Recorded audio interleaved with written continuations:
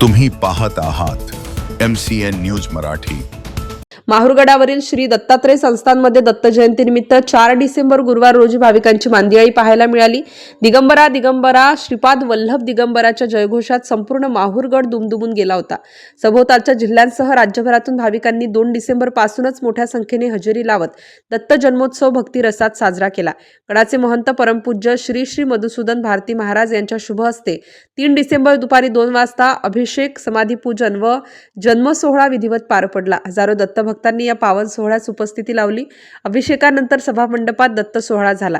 पोथी वाचनानंतर जन्म सोहळा व दत्त जन्म अध्याय वाचन ऋषिकेश जोशी यांनी केले। मुख्य पुजारी वासुदेव भारती महाराज यांच्यासह चिरंजीव भारती, हरिहर भारती, सुजान भारती, नितेश भारती, माधवगिरी, विलासराव जोशी, रवींद्र जोशी, विकास जोशी तसेच साधू संत व उत्सव मंडळी उत्साहात सहभागी झाले होते।